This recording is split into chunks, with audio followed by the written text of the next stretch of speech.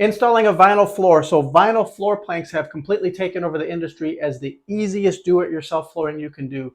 Laminate flooring was the main number one for a while, but now it's all about vinyl. So many advantages for vinyl floor planks.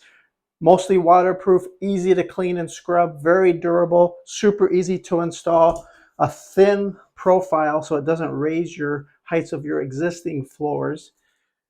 In this application, we are actually going over an existing tile floor. Now, the tile floor here is still structurally sound. There's no cracks, there's no low spots, there's no movement when you walk over it. So you can absolutely go over it. You do want to make sure the vinyl plank you pick out has some kind of rigidity, that it's not too saggy when you hold it up. And this one does have a solid core, so it's rigid.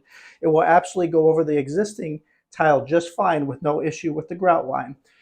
If you were doing a large room, you may want to do an underlayment first. That's simply a rolled out product made for laminate and vinyl floors.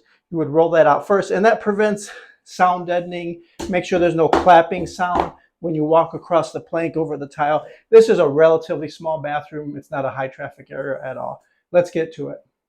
So generally you want to start on your longest wall possible. Most manufacturers also recommend a 1/4 inch gap from your finished wall. You can use spacers like this so they keep it the appropriate amount away from the wall. Of course, later they'll be covered by trim in our application. If you're installing in a room where you already have the baseboard trim and don't want to remove it, you'll have a little 1/4 round gap to install.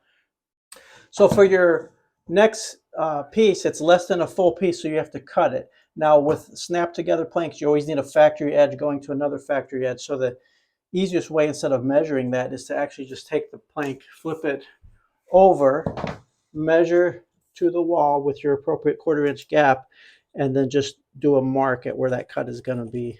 So when you cut that piece, you'll be ready to go. When cutting vinyl floor planks, you literally just need a straight edge and a utility knife, and you can score the finished side, and then it will snap and break in two. So that's pretty easy, no special tools required. But it's not much money to upgrade to a vinyl floor cutter or laminate floor cutter, and you'll have it forever and you can use it on bigger projects.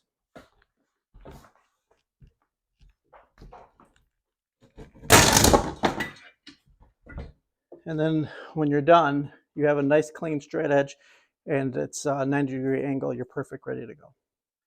And then on your next row, factory edge against factory edge, and you're going to angle it in place, and it literally will just snap in position. You will see when the gap closes up tightly, you know you have it secured properly.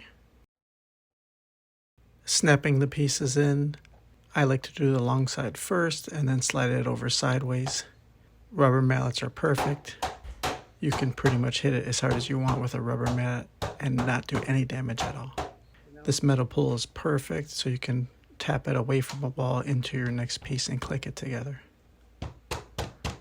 These installation kits are cheap. You should buy one, and you can reuse it for your floors for laminate and vinyl floors. For tricky cuts, a jigsaw works pretty good. Jigsaws are a nice secret for tight little cuts. Here we are cutting the circle around the toilet placement. Undercutting the door jambs, here we are using a chisel. You will always get a better, more professional look if you undercut your door jambs and slide your finished flooring underneath. Fitting around doors is always a little tricky. You want to take your time, make it look professional. Underneath this plumbing, the vanity will sit there. It's a 30-inch wide vanity, so the cuts underneath this area will not be seen at all. So we don't have to be extra careful on the cuts underneath the vanity. The little gaps will be finished up with base molding. We are going to match the existing molding in the house. Installing a laminate floor is a fun and rewarding project. I bet you can do it yourself.